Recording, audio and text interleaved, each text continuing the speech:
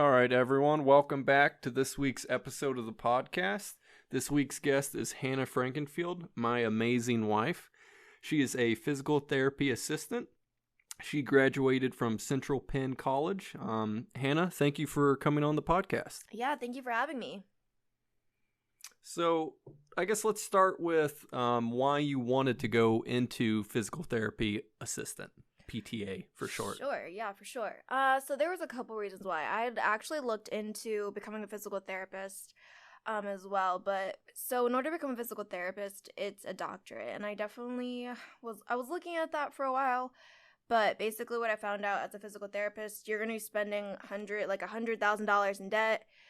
It's going to be like 7 years of your life right there. You're going to be doing a lot more paperwork, not as hands-on. Whereas I wanted to be more hands-on. So as a PTA, it's an associate's degree, so 2 years. But with the school that I went to, I did it in the year. I wanted to work hands-on with people, and I just wanted to be more hands-on, be able to interact with the patients more. I initially got interested in PTA just because of a lot of sports injuries. I'd gone to physical therapy before with my dad, actually, and kind of saw what they were able to do, and yeah, just piqued my interest. I guess I want to back it up a little bit further in high school as well. I guess, did you feel like in high school you knew what you wanted to do? Or like did your guidance counselor help you at all? Did you have a guidance counselor? I guess how did anyone provide any guidance to you? Or did you do all of the research on your own, found a career, and then basically found out how to go into that career? So I had a guidance counselor. I don't ever really remember, like, them doing anything. I actually remember kind of fighting them on letting me take college courses while I was still in high school. That's what I remember with my guidance counselor. That's ridiculous. Like, I don't understand why guidance counselors are like, no, you really need to enjoy your high school experience. Yeah. Like, nope, Yeah. I need to get on with life, and college is getting me that direction. So that's what I'm going to do. What was her reasoning in like fighting you? I think they basically were saying that like they weren't going to count it as credits for high school. So they were saying like, oh, this is going to be extracurricular, like we're going to have to put it in your study hall then, and I don't know if we're going to be able to do that, and I don't know how like what this is going to work as, because I was basically saying like if I'm going to be taking college courses, I can do it during my study hour, like it can just count as that. But I think they were more upset that, like, I didn't want to get involved in the extracurriculars that were, like, in their school. Like, oh, why don't you be a TA? Well, because I, like, want to save money for college and I want to actually do something to better my future instead of just I love how their reasoning was, no, a college class will not count for high school. Yeah. So, yeah, they kind of were not happy with me about that. And I remember having to, like, sit down, and I think I talked to the superintendent, and was just like, I'm gonna do this, so we can either, like, figure out a way, or, like, but I'm gonna do this regardless. Did he support you? Yeah, I think he just was like, oh, okay, cool. I mean, I don't think he actually really knew. He was like, yeah, sure, go for it. And then I think the guidance counselor wasn't super thrilled with me that I went over their head, Oh, but... wow, look at you, hon. A rebel. No, yeah, so I did it in high school. Took 3 classes in high school. Like, my junior year, I did one in the fall semester, and then the spring semester, and then in my senior year, I did one in the fall semester. So yeah, I took 3 different classes. It's so much cheaper if you do it through a community college. I think it was like $100 a credit. So again, did you do that research on your own, finding that the community college was cheaper? Since I'm guessing the guidance counselor didn't help you a lot. Yeah, so my mom helped me a ton, actually. I don't remember how. I knew I wanted to do PTA. My mom was like, go through community college. Shout out to Flossie. Yeah, DJ Flo. Yeah, no, DJ my Flo. mom. Yeah. That's her nickname. I bet That she does not like. Unofficial nickname. Grandma DJ Flo. We're working on it. Yeah, no, so my mom really encouraged me and was like, hey, if this is something you want to do, because my biggest thing where I decided on PTA instead of PT was, like, money-wise. I kind of looked at the salary of, like, what a PTA would make and what a PT would make, and I was like, there's not, like, a ton of a difference, and I can get PTA done so much quicker and be debt-free so much quicker. And so my mom... aren't PTs isn't it pretty hard to both get into school and get jobs after school if you're a PT? Yeah, so to get into a school, it's pretty difficult. I want to say you have to have a higher than like a 3.8 for PT school, and then you have to have, I want to say over like, it's either 60 or 120, I don't remember, observation hours. And then prior to even getting into, PT school. And then, afterwards, depending on where you're located, because like right now we live in Pittsburgh, it's insanely hard to get a job as a new grad in this area because it's so saturated. We have some of the best colleges in the area, so all these new grad PTs come out with like $120,000 in debt, and they have to work at Target because they can't find a PT job around here. And just to clarify, a physical therapist degree is a doctorate or a master's or... Yeah, so it's a doctorate. So you can find a program where it'll do 3 and 3, or because I think like Lebanon Valley has a 3 and 3 program. I want to say I think Duquesne has a 3 and 3 program, but then other than that, you'll be there for 7 years. Yeah, you need your undergrad and then grad. Wow. Yeah. It's too long in school for me. Yeah, same. Wow. Okay, so I guess those 3 classes you took in high school, roughly, was that, 9 college credits? Yeah. 9 college credits? Okay. Yep. And then how did you find the college that you went to? Yeah, so I went to Central Penn College located in Summerdale. So that was just one of the main colleges around me. I think there was that one in a Penn State, I forget which one. But basically what drew me to Central Penn was they had an accelerated program. So with our program, you could do it in 18 months, and we had 11-week courses. So yeah, you could do it in 18 months, or you could do it in 2 years. And then we had 11-week semesters instead of a typical 15. So, and you go year round. Yeah, I mean, it was pretty crazy cramming all that in there. But looking back, like, I wouldn't have done it any other way because it was just really, really nice how they did it. I really enjoyed the setup of it. I really enjoyed the school. They have some of the best professors that are, like, on the board for the NPTE exam. What does that stand for? National... Physical therapy, like something. Right. I don't know. It was just a terrible test. Big long test. So 2.5 hours. And so with your schooling, Hannah, did you have to do, I know you did some hands-on experience before you got your first job. Is that required, or was that just like a summer internship type deal? Yeah, so before you even get into PTA school, you have to get at least 20 hours of observation, and then you apply for the PTA program. So they have a list of requirements that you have to do before they can even consider you for that program. Yeah. And then in the PTA program, I guess could you explain some of your courses? Was it mostly lab work, hands-on stuff? Do they require like not a co-op or an internship, but a in a hospital or inpatient setting to graduate? Yeah, so pretty much when you go into PTA school, you'll have a lab for almost everything. So you'll have anatomy and physiology, you'll have a lab for both. You'll have kinesiology, which you have a lab for. You have therapeutic exercise, which you have a lab for. So it's a very hands-on program, which is another reason why I became a PTA. I didn't really ever want to sit behind a desk and do nothing, or not nothing, but just like sit That's behind hurtful. a desk. Wow, Person sits behind the desk. Seems like we're getting called out here, Cole. Shots fired. Yeah, No. well, okay. I wanted to be active and on my feet and working with patients every day. So that was another thing that drew me to this program. I'm just a very involved person. I don't even remember. Oh yeah, labs. So you pretty much have a lab for every class that you have. I would say the only labs you don't have are for like ethics, like psych classes, early childhood development, like some of those classes. But all of your core classes, you definitely have a lab for, and you have like competencies that you have to pass in order to go to the next class, and all of those things. So I guess what would be classified as a core PTA class? Anatomy and phys. Then you have kines, therex, path 1 and 2. What's path? Pathologies. So like diseases. Yeah. So you have gosh. yeah. It's actually that was one of my favorite classes. It was so interesting to me. You have to take a neuro class. Also loved neuro. Definitely an amazing class. I'm trying to think of what else you have to take. Modalities, so that's going to be like using a TENS unit, ultrasound, diathermy, knowing the electrical currents that are used in TENS, like... Oh, really? They test you on that? Yeah, so you have to know, like...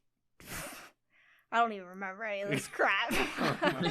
It's like the amplitude and like the wave frequencies that are used, and then you like the UV lights. Like we'll do red therapy and blue therapy, which like UV light spectrum is gonna help with different healing qualities or different like.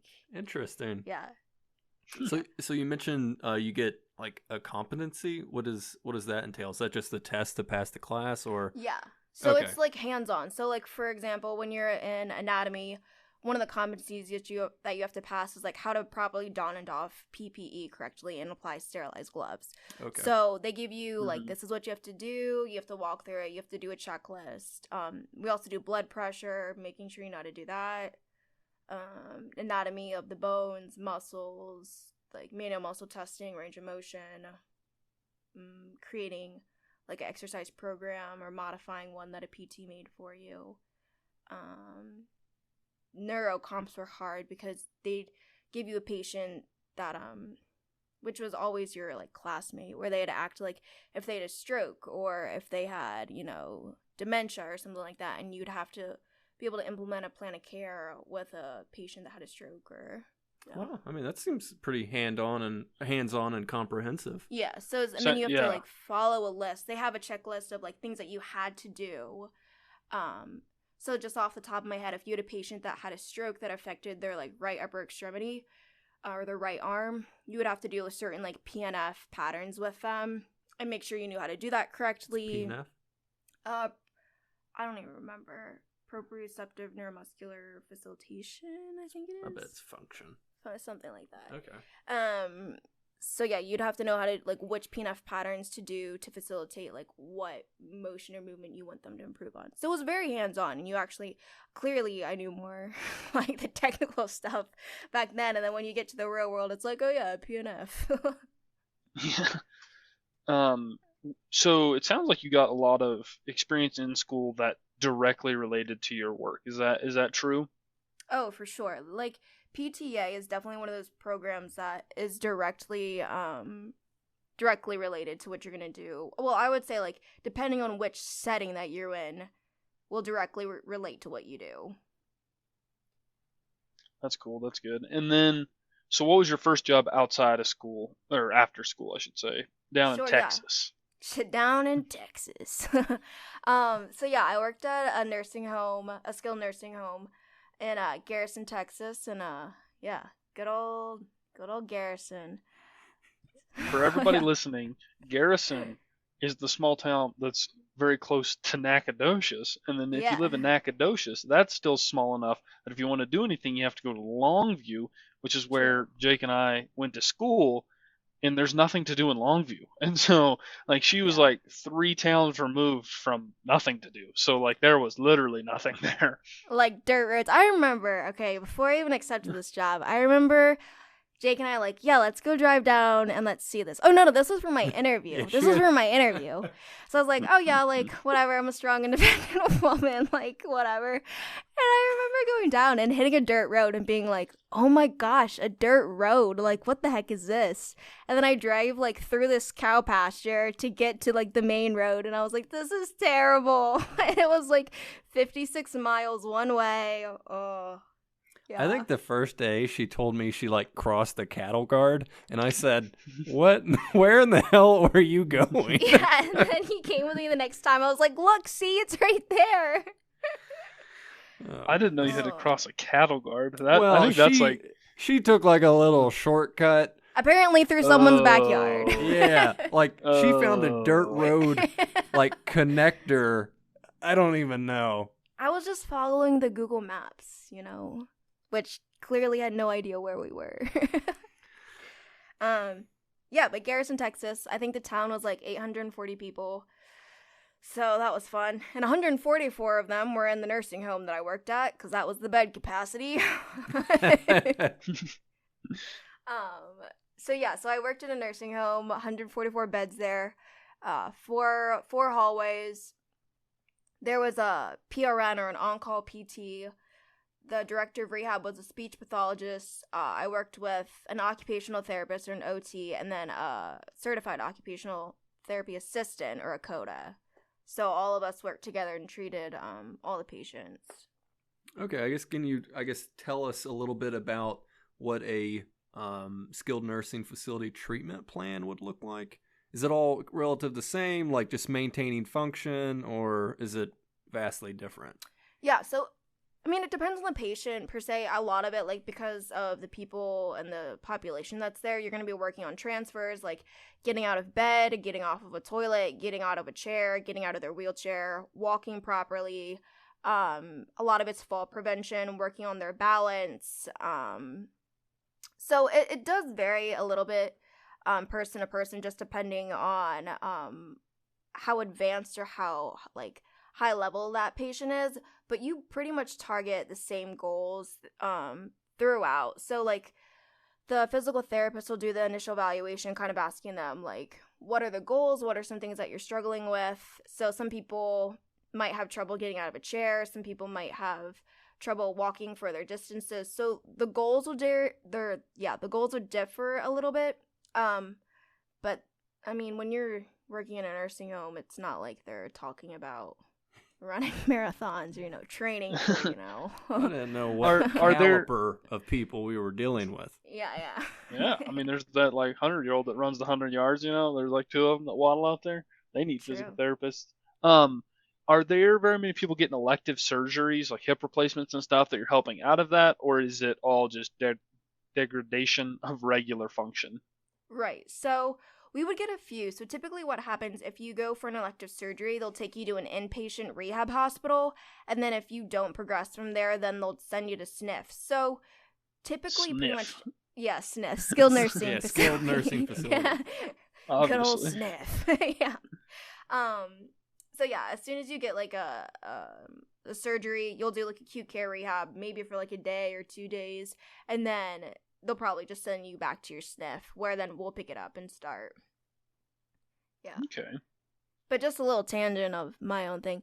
To me, like, I had a lady come to me, 82 years old. Their doctor wanted her to get back surgery, which is an extremely extensive surgery. I feel like in that population, you don't need to have, like, super extensive surgeries like that. Wait, what was the back surgery for? Scoliosis. So she's had scoliosis for 82 years of her life, and now this one doctor was like, let's put rods in your back. And was it like a severe scoliosis, or was it just like she was kind of hunched a little? She was hunched a little bit, but it was not like, I've seen severe scoliosis, and it was nothing like, she's like, I have difficulty reaching above my head sometimes. I was like, me too. Like, yeah. So I struggle when doctors refer the geriatric, like, 82-year-olds to elective surgeries, because I'm like, they're going to be in rehab for 9, 10, 11 months. The older they get, the longer it's going to take for them to rehab. They're going to be in pain in that time. Interesting. Yeah. So sometimes when I see that, I'm like, who is your doctor? Where is this? Because it's about money, Yeah, it's money. So so one of the questions I have, I know, like the physical therapist writes the evaluation plan, and then you implement that plan, and then I know you have to provide documentation. What is that documentation for? Is it just for insurance purposes? And then I guess, like, how long is your documentation? Yeah, so basically it's just for insurance purposes. I mean, and for us, so we can see what progress and goals that they're making. But in a nursing home, you'll primarily deal with Medicare and Medicaid, and they're extremely picky and don't love giving out a lot of therapy to people. Typically, the patient will be given a certain amount of money that they can reach by the end of the year, and then they're capped off. So with that, with therapy, they're going to be allotted a certain amount of minutes, and with that minutes, you can reimburse money, and then it's just until they cap off at that certain amount. I don't know if that makes sense at all. So do you have to bill in like 15-minute segments or 8-minute segments, or? Yeah, so there's the 8-minute rule. So say that So the directive rehab will figure out how many minutes that like the PTA will see that patient for, depending on how many minutes are provided per Medicare and Medicaid. So say that they're seen for 55 minutes based off the rule of eights. If you bill from 8 to 23 minutes, that's considered 1 unit. I want to say like 25 to 40 or something like that will be 2 units. You can like go through and it lists all the rules of 8. So depending on how many minutes you see, that's how many units you can bill. Okay. So there's no like, I guess like different code you bill for like the physical therapy you provide? Like if you're doing like something that involves neuro, can you bill differently for that? Yeah, so basically it'll break down into neuro, thorax, therapeutic activity, modalities. Inpatient you can bill for education or in-service training purposes, and just depending on how long you provide that service, that's what you bill. So for instance, I do exercises with somebody for 15 minutes, I can bill 1 unit of thorax. So if I do balance with somebody for 15 minutes, I can bill another unit of neuro. Gotcha. So within that 55 minutes, your company will want you to target or to bill the highest reimbursement rate. So, yeah, in nursing homes, you're going to bill. Now, I don't know if it's switched. They wanted you to bill a ton for therapeutic activities because you're going to get the facility will get reimbursed higher rates for that than if you bill therapeutic exercise. So does it? So I guess if they're pushing certain types of therapy, are they pushing like minimum therapy given to people too, or like is that okay? For sure, yeah. So what you have to do basically, they'll have you or a PT do something called a screening. So you basically go to a patient that is eligible for therapy.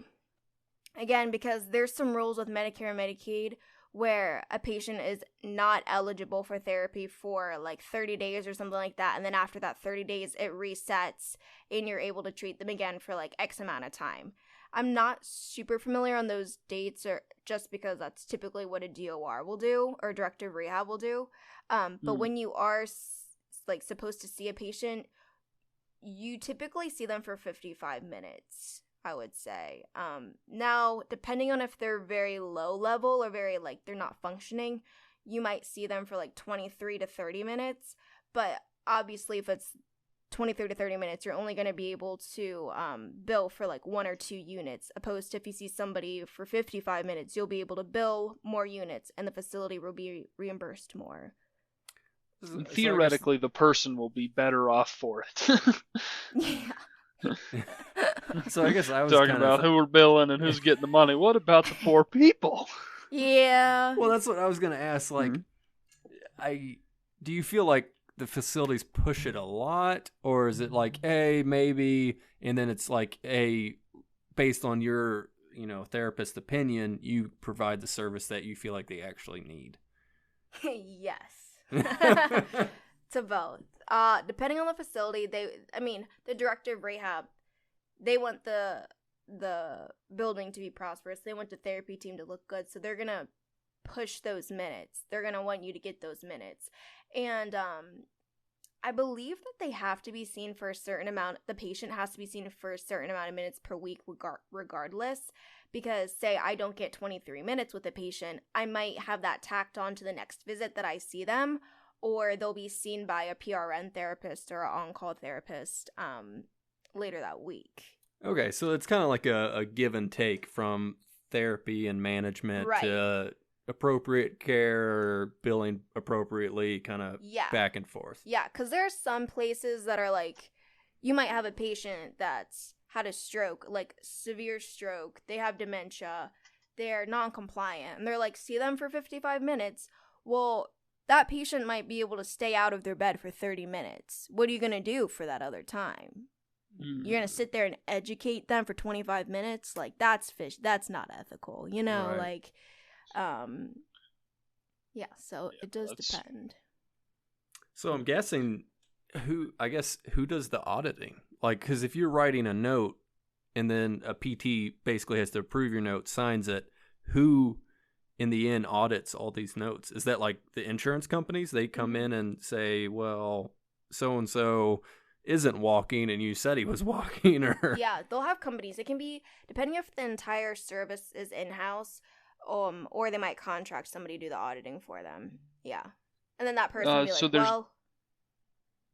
there's no government agency that does the auditing. It's 100% private firms. I believe so. I feel like there's got to be... But then I feel like those private firms would have to send it to some sort of government agency because it's Medicare and Medicaid. You know what I mean? Well, so actually, I know this. So for the hospital, there's the Joint Commission, which they do. See, I don't know if they do skilled nursing homes. Well, I mean, yeah, they do, because that's kind of part of the hospital we have now.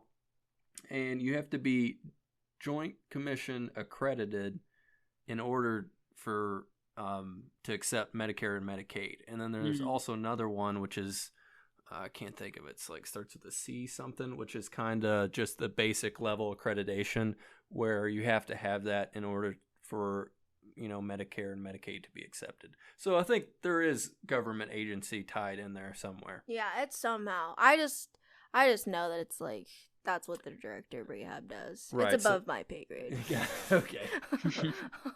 I just type the notes. Could you give us an example of what a note would look like in an inpatient or skilled nursing facility? Yeah, inpatient's going to be focused primarily on functional activities. So I guess for like gait training, you could just say like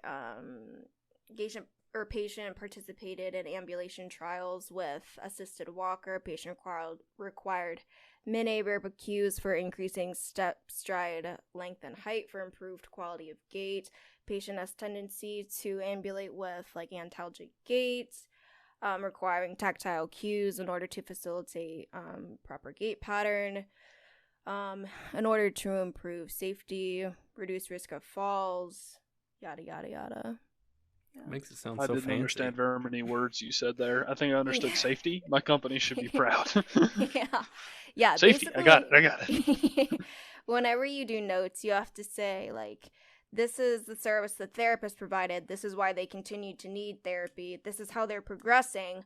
But, you know, they're not quite at the safety level that they need to be, so they need more therapy. So pretty much all of my notes would be like, patient would benefit from skilled physical therapy services in order to address safety, balance, improved quality of gait, and independence ambulating throughout the facility.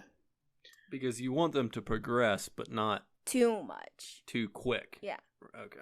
Because if they progress too quickly, then they don't need therapy. This is it's a sticky game. It's a give and take right here, people. Yeah. Somebody wants to make some money. Some people want to help some people. Yeah.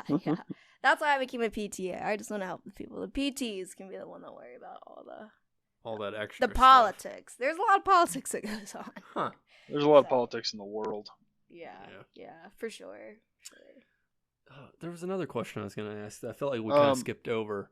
I was gonna ask what her day-to-day looked like. So what'd you do on a day-to-day basis in that job? Yeah, so basically what I would do, get there at 7 o'clock in the morning. We each had our own laptops, so I would get there, check all my emails. They would have like pretty much a daily email saying these are the people that have fallen, this person's going out to dialysis at this time, this person refused medications last night, is not compliant, this person, they kind of list all of the details on what happened to who, which is important because if you have to see Jerry for therapy that day, but he has dialysis at 10:30, that means the van's going to pick him up at like 9 or something like that, and then when he comes back, he's not going to do therapy because he's going to be completely drained. So to us, that's like, okay, you're going to have to do therapy with him at 8 o'clock, 7:30 in the morning then. That's so funny. We get those same status reports for power plants. Who's up? Who can make power? What everybody's doing. You get them for old people. Jerry fell last night. He ain't going to be able to walk today. We're real sorry. Yeah. We get it. I'm not going to say anything. We get a lot of reports at the hospital as well. Yeah. Yeah, or it's like, patient is combative. We'll throw medication at you.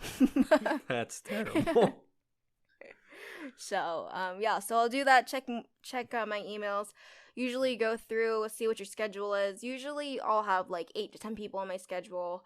They'll have like the room number, what floor they're on. So you go through.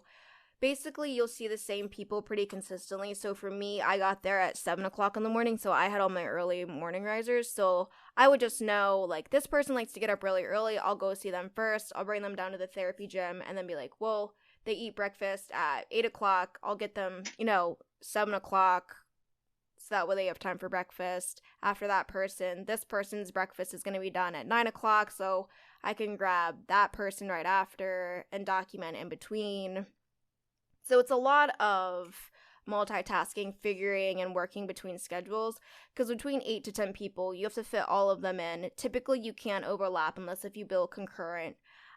Which now nursing homes are okay with billing concurrent, which means that you can see 2 people at the same time. You just have to bill it as that. So a lot of it is just multitasking, figuring out, like, when am I going to see who, when, and conflict resolution of schedules. Then somewhere you document in between, somewhere you eat in between. Sounds like you got a very busy day. It is, yeah. But I really like it. It's very challenging. Like, to me, it's like a big puzzle that it's like, okay, these are the people that I gotta see. I gotta figure this all out. I gotta work this puzzle so that when my day flows, like, well, that I can get everything that I need to get done, because you have a productivity that you have to meet. So at most nursing homes, you have to meet a productivity standard of 90%. So by the time that you clock in and the time that you clock out, you have to be productive for 90% of that time. So, Thanks. yeah, so you have to, like... No wonder she says we don't do anything, Jake. I'm not productive for 90%. It's craziness. And then if you get overtime, or if you get 89, 85, you're in trouble then. Because you need to be at 90. Why are we paying you overtime when, Oh. Yeah. Tracking. Yeah. 100%. Interesting. Yeah. But it is interesting because it's like flows all together. It's like a big jigsaw puzzle you gotta unscramble. I don't know. I like it. Some people Sounds like hate my hotel hell. Yeah.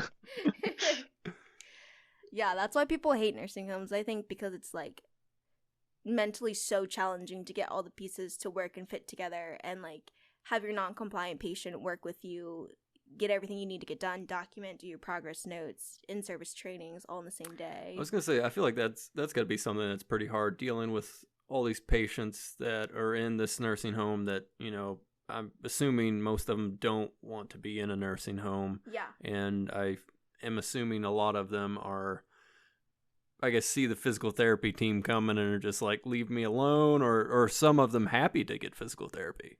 Some of them are happy. The thing is, like, the thing that I've learned just working in several different facilities, you just have to be happy to see them, basically. Because, like, a lot of the family doesn't come and see them. A lot of them are sad. A lot of them, whatever, struggling with depression. So as long as you're like, hey, how are you? Like, I've missed you. Let's go down to therapy together. Let's go do this. And you make it fun for them and make it, like, the highlight of their day where they're not just sitting in their room staring at a wall, then, like, they'll be more inclined to go do things with you. Now, some patients are still like, I like staring at my wall, and you're not gonna have me go anywhere.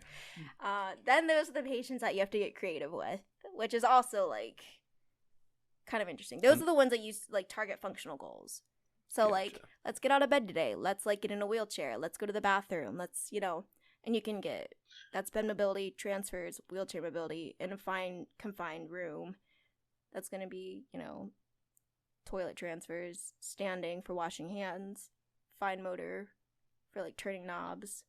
So I guess, could you explain a little bit of the difference between, like, what a physical therapy assistant do versus what a occupational therapist assistant would do? Yeah, so physical therapist assistant is going to focus more on, like, transfers and gait and balance and strengthening of, like, the lower extremities.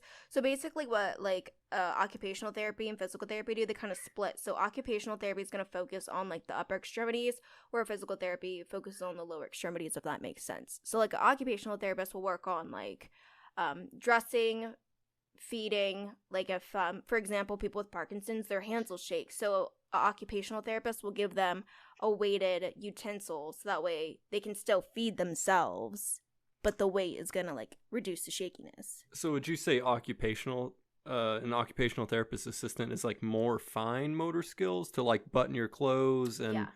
I guess feed yourself and a lot more with the hands and For sure, Okay. yeah. Like putting on lipstick, brushing your hair, brushing your teeth, like hygiene when you go to the bathroom, showering. Yeah, definitely fine motor where like PT will be gross motor. Okay. Yeah. Okay, that makes sense. Yeah. So you will always work very closely with a OT team. Okay. Yeah. What's the ratio of PTs to OTs in like a nursing home? It's pretty even, actually, because a lot of SNFs will, like, do teams. So, however many, like, PTAs there are, there'll be codas, so that way you can work as a pair together to treat those people. So you have consistency, you know what's going on with those patients. There's, like, you know. Is there anyone else that you'd be directly working with? Like speech or anything like that? Yeah, depending on how big the facility is, you'll work with speech. You could work with respiratory. I'm trying to think of what else. That's typically it. Speech, OT, maybe respiratory if it's a really big therapy area. You'll always work directly with the nurses, with the CNAs, maybe the doctor every once in a while, but typically the PT will be in cahoots with the doctor. Cahoots. They're cahooting. Yeah. That's not good. That sounds bad. The darn cahooters. Oh. Okay. Yeah. So then after that, I know you went to another skilled nursing facility job. Was there a big difference between two skilled nursing facilities, or was like overall function the same? Yeah, so that's hard because the overall function I would say was similar, but just because my second job was in Dallas, so obviously it's a much larger nursing home. So Garrison was 144 beds. In Dallas, it was like 450 beds. Oh, wow. I did not realize it was that big. Yeah, it was huge. We had 1, 2, 3, 4 floors, and it was massive. I remember the first couple days I'd just like walk around aimlessly and be like, hello, Mrs. Jones, like, where are you? Because the first day though, like none of the power was working because we had that huge storm. Oh, so I was literally walking around with this piece of paper, like written down all the names that I needed to see. Why didn't they write down room numbers? Because like the elevators weren't working, and it was 4 floors. I had a bunch of people on a locked unit, so like dementia, stroke, like all of those are the more like combative ones. And I was walking around with my stupid flashlight on my phone, like peeking into rooms, being like, hello. It was such a fun first day of work. Like my laptop wasn't charged, so I couldn't do any notes. Yeah, it was a good time. Good time. Well, I would have quit that. Hannah, you are a better woman than I. I would have quit so stinking time. Showed up there and been like, hey, do you have a cell phone with a flashlight? You're going to walk around and call for Aunt Jenny. Like, no, I'm not. I'm going to quit. I'm not going to the psych ward and calling for people with the friggin' dark. Like, no, that's how you die. Because all the toilets weren't working, and then none of the, because the power, so the toilets weren't working, the lights weren't working, the AC wasn't working. It was July in Dallas. Wow. Because I remember being like, this is so hot. Like, I remember just I am dying. so proud of you. Thanks. You were so beautiful. Yeah, that was a fun day. But, you know, it ended up being one of my favorite places I've worked, so. Okay. That's worked good. out. Yeah. I definitely loved that place. I was sad to leave. So after leaving that place, you went to now that we moved from Dallas to Pittsburgh, you got a job at a outpatient facility. Could you, I guess, describe the biggest or the differences between a skilled nursing facility and an outpatient facility? Yeah. So I'll touch on 2 different things. Going from Texas to Pennsylvania. Texas is one of the states that literally allows PTAs to basically do anything. Like Texas, you know, it's South. They don't really care as long as the job gets done. Pennsylvania, you come up here, you can't do nothing. Like, as a PTA, it's so restricted on what you can do. So from state to state, your role as a PTA will vary. And then from inpatient to outpatient was so different. So, well, I guess can I jump in there quick? I guess that's something we may have forgotten or may have just messed over. So once you graduate school, is there, like, do you have to be licensed by a national group, or is it state by state licensing? So both. You have to be licensed by the national group. You'll take your national PTA exam. You'll pass that, then you'll get certified in that specific state that you signed up for. So for me, I think I signed up, yeah. I took it under Texas, yeah, because we were moving to Texas right after. So I took my license under the Texas state requirements. So I was certified in Texas. But then when we moved to Pennsylvania, I had to take a jurisprudence exam, which talks about, like, the laws, ethics, morals, all that stuff. That's, like, held. All those minor details. Yeah, that's the easy stuff. That's the stuff that don't matter. Yeah. You're from the South, Hannah. I know you're not from the South, but in your I was heart, like, I'm not from the South.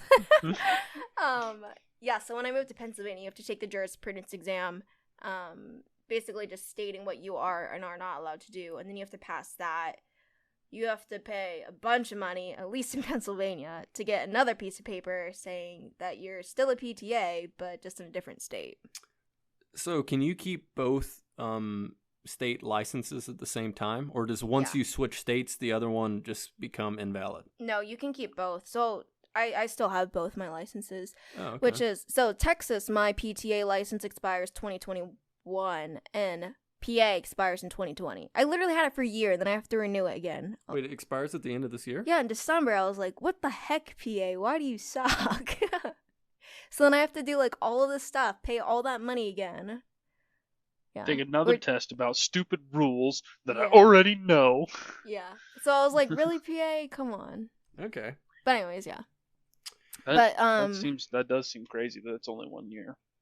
Yeah, PA milks you for everything you're worth. Yeah, though. because all right, so then that's how the Pennsylvania board, is getting their paying all their people. For sure. Cole, back to we need to start a certification company.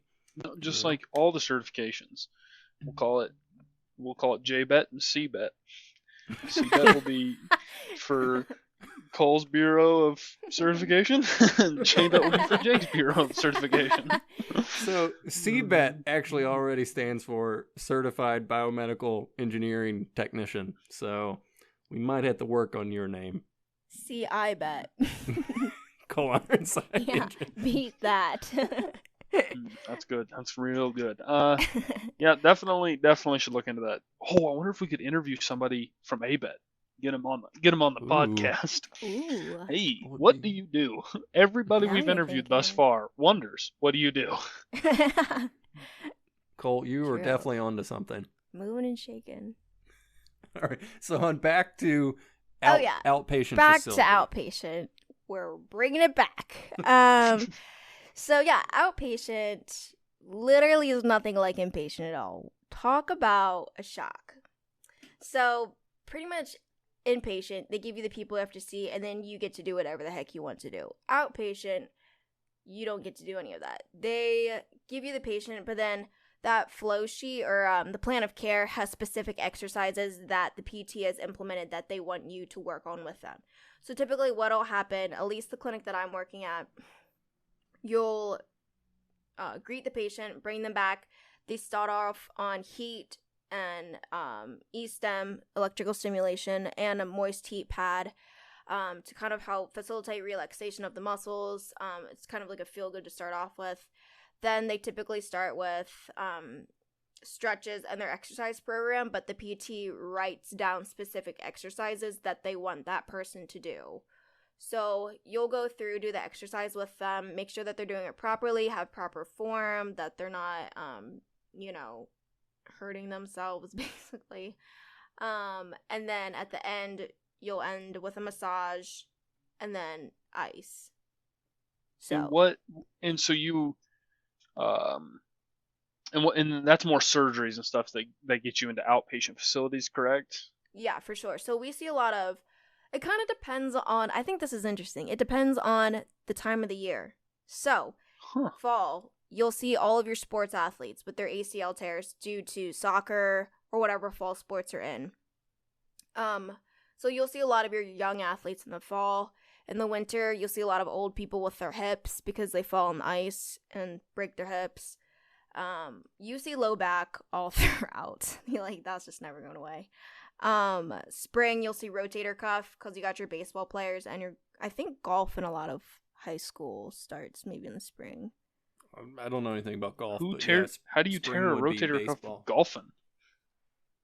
No, you'll golf too. You'll just see more like shoulder injuries or like elbow and stuff like that in golf. And tennis. But yeah, you'll see, it just depends on the time of the year. But yeah, you'll see a lot more surgeries like that. We'll get concussion, we'll get low back, a lot of low back. What do you do for concussion? Like, I bumped my head. So we do a lot of like stretches. You'll do stretches for like your neck. So a lot of the times those muscles in the back of your head will get really tight. So we'll do stretches for those. We'll do different like VOR techniques. So it's going to be like staring at a single object while objects around you are moving to kind of help train. I'm trying to think of what else we do for concussion. We'll do like heat to help relax the muscles. Yeah, we'll do a couple of various things like that.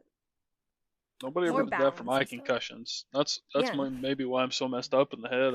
I'd bump my head and they're just like, you'll be all right. Go on your way. Didn't tell me to stare at something. You need to get a better doctor. Stare at something. Well, I don't know if, the podcast doesn't need to hear about all my injuries, but yeah, I do have a messed up rotator cuff. I think I might have separated my shoulder. I got a lot of problems. You need to come to Pittsburgh. Yeah.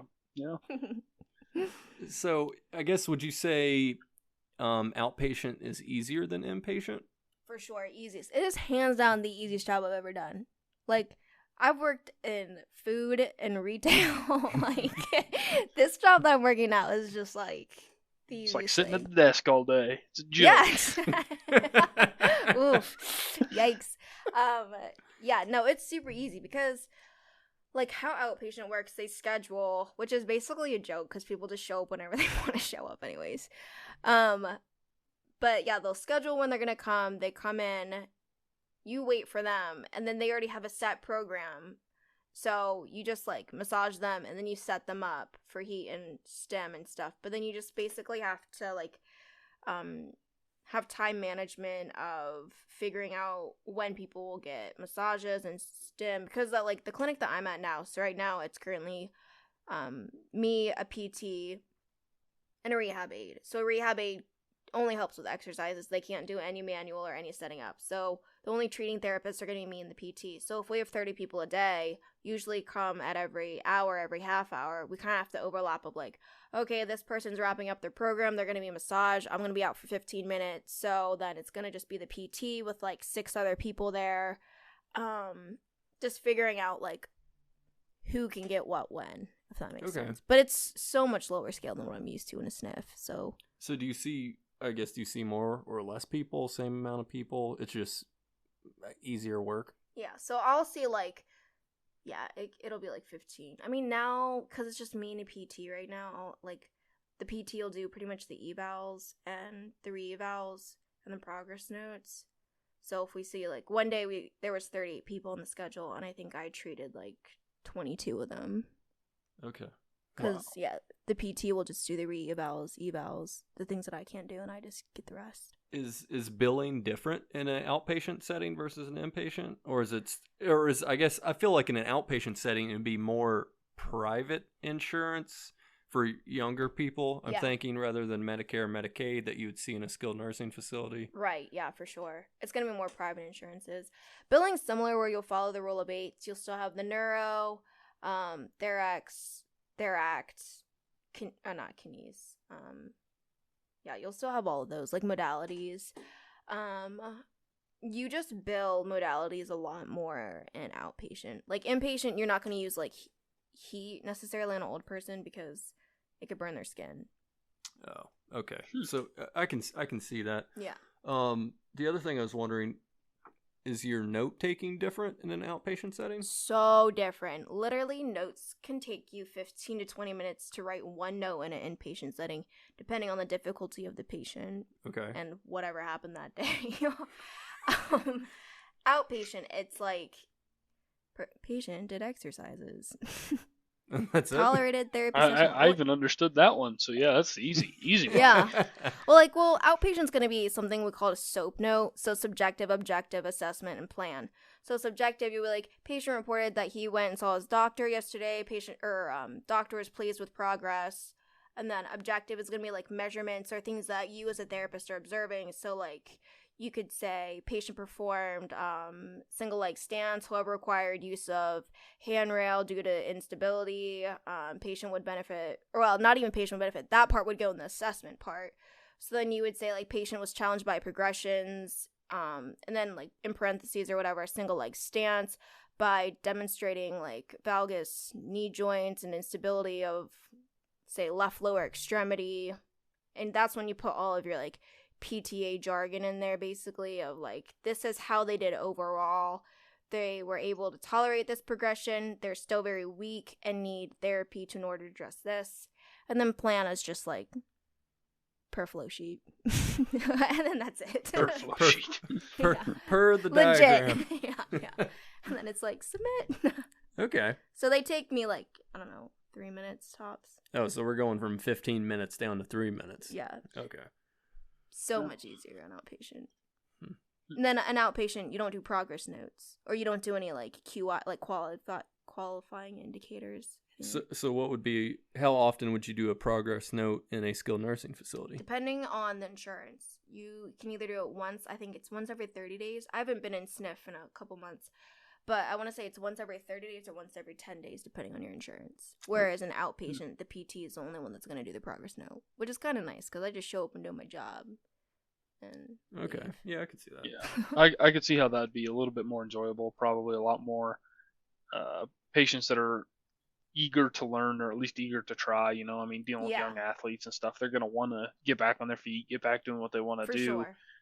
and then maybe see a little more progress. Than I feel like at a skilled nursing facility, you might just see people losing and more mobility, and that I think that would be hard. Yeah, it definitely can be hard. I do enjoy working with my young athletes. There are several that like I just love. Like they're eager to get back.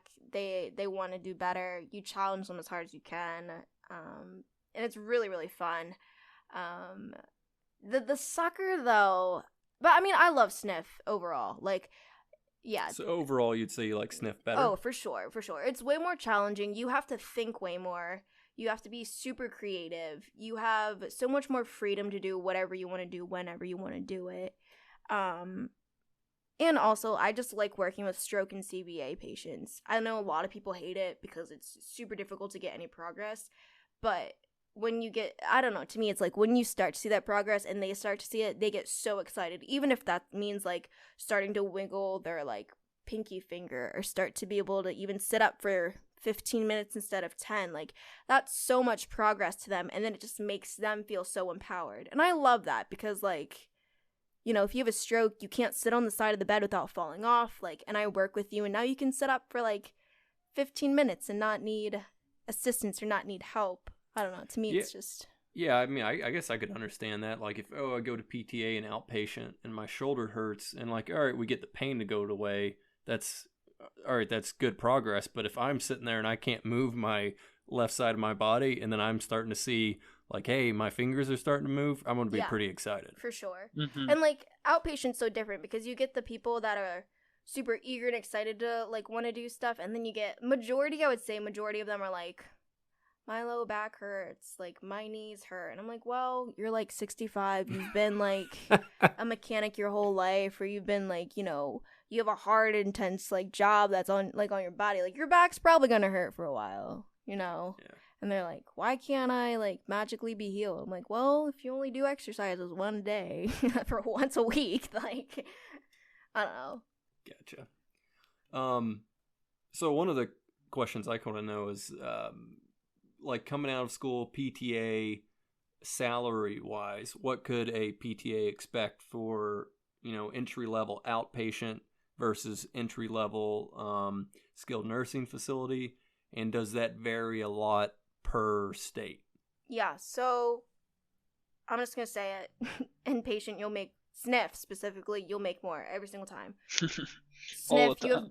every single time. Like I bet so many outpatient places just hate sniffs because they'll lose so many coworkers or so many people to sniff pay.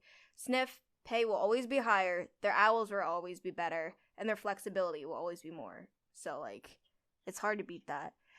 So coming out of sniff, and I would say, and like, you'd probably make like, I don't know, 50 to 60,000 a year. I mean, down in the South, that was pretty typical. Well, in the South where I worked, 60 to 70 probably for like just the rural part of Texas that I was in. You can start off making that right out of school. In an inpatient setting. It's like an engineer, but a lot less school. Yeah, for sure. It's interesting, Cole. Did we choose the wrong professions? It's almost like somebody never told us that. Cole, that's exactly what I was thinking.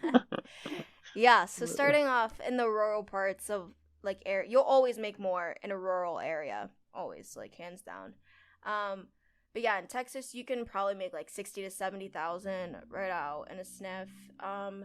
Outpatient you'll probably make like mid 40s to 50s, I would say. It's a dramatic difference, and the hours suck. Like, outpatient. What are outpatient hours compared to sniff hours? Okay, so most sniffs you can set your hours. So when I worked in Garrison in Dallas, I worked 7 to 3 every single day. Didn't have to work weekends. That's nice. Yeah, well, it was really nice. I felt like I had a life. Very nice. Why? Like, wow. Why is it so different? It seems like you'd almost have more flexibility with outpatient. I guess I feel like outpatient is more working people, and so they have to go after their jobs. Exactly. It's customer service. Oh, right. Okay. So, that like, makes sense. Yeah, outpatient will be open 8 a.m. to 7 p.m. So, my typical hours are like 9 to 7, 10 to 7, yeah, 9 to 6. 7 to 3 is way better than that. Yeah, and then when you're like 9 to 6, like, what the heck is that? You can't do anything. And I'm not an early riser, so... But yeah, so hours are always be worse in outpatient. But I guess if you really like what you do and you don't like working with old people, then that's the job for you.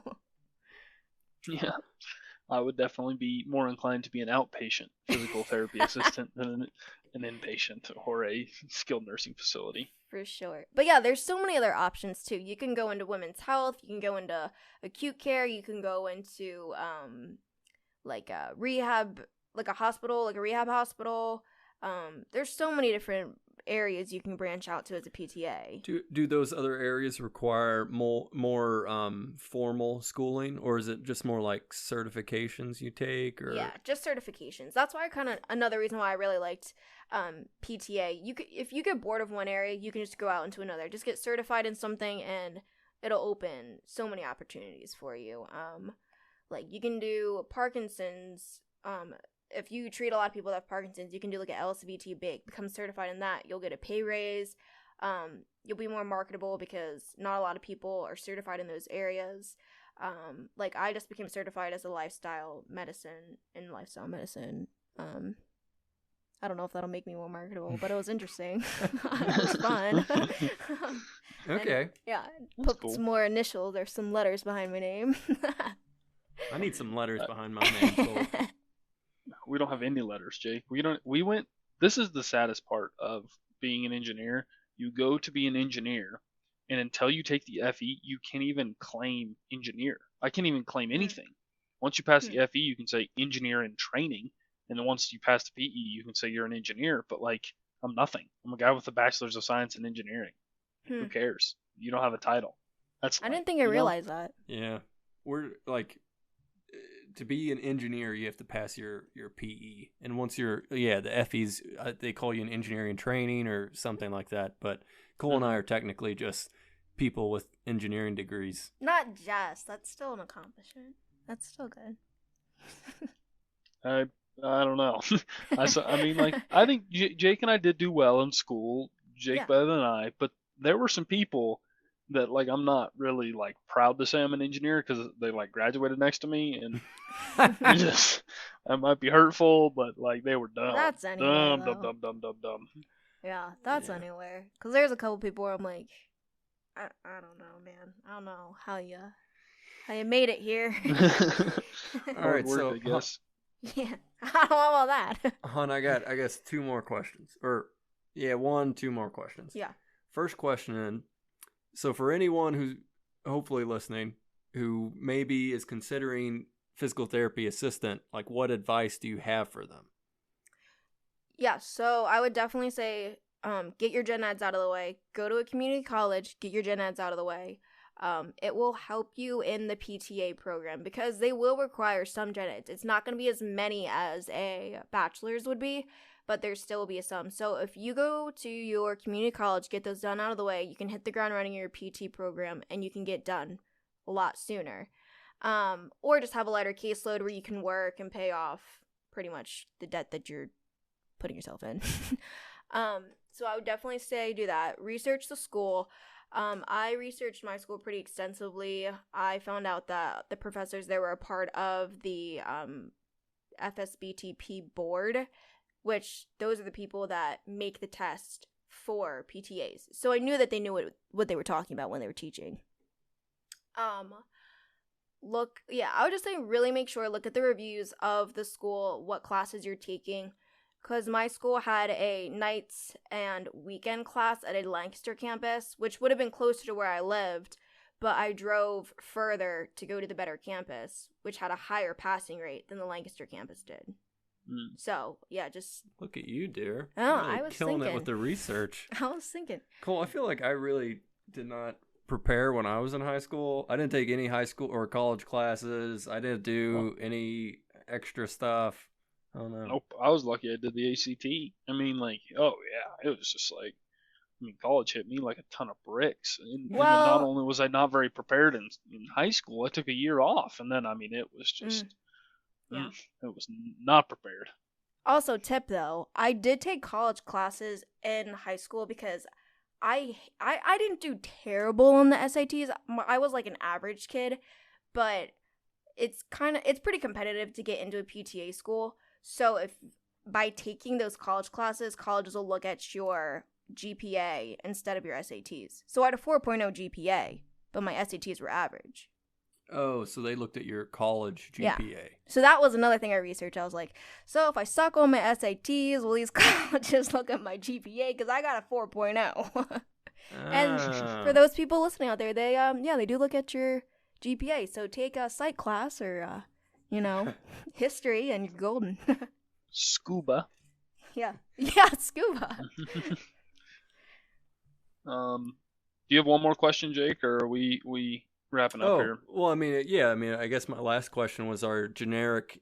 Besides, okay. You may have answered it in that previous question, but like, do you feel like there was something you wish someone told you at any point in time, either in high school or even in your outpatient or inpatient careers, like before you took those jobs, interviews, anything that you wish someone had let you know beforehand? So for your clinicals, be confident. When you're out there, it's kind of scary, especially for me. I look like I'm 12 years old. I'm treating a lot of these people that are like, I don't want this like child treating me.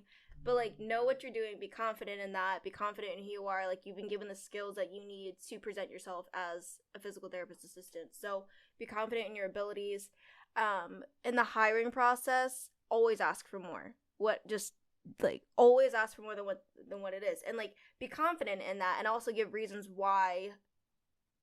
Especially as a woman in the workforce, I think that a lot of the times we'll try to like kind of like, oh yeah, we'll give you this, but if you have all of these reasons why they should be giving you more, state them and then ask for it. Like, the worst they can say is no. And you're talking salary, right, Hannah? Yeah, for sure. Yeah, salary, because I think I've had a lot of friends that I've talked to like straight out of like PTA school where they're like, oh, well, they offered me this, because they may have interned there, so they offer you lower because I don't know why, but I've noticed in a lot of my friends, they'll be PTAs, they offer them such a low rate, and none of these people challenge it or like, hey, look, I think I deserve more, and here are the reasons why, and then they're stuck with, whatever they're making when they could and should be making significantly more than that.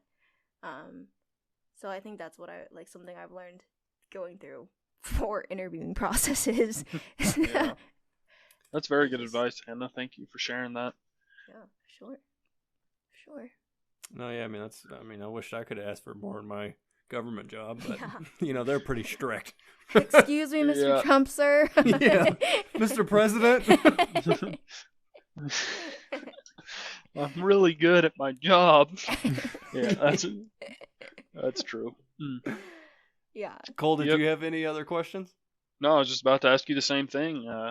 Thanks for coming on the show, Hannah. It was really good to learn a little bit more about both inpatient and outpatient physical therapy and what a physical therapy assistant does. So yeah, thanks for coming on. Yeah, absolutely. Thanks for having me. It was fun. It was fun. All right, everyone, tune in or subscribe for next week's episode.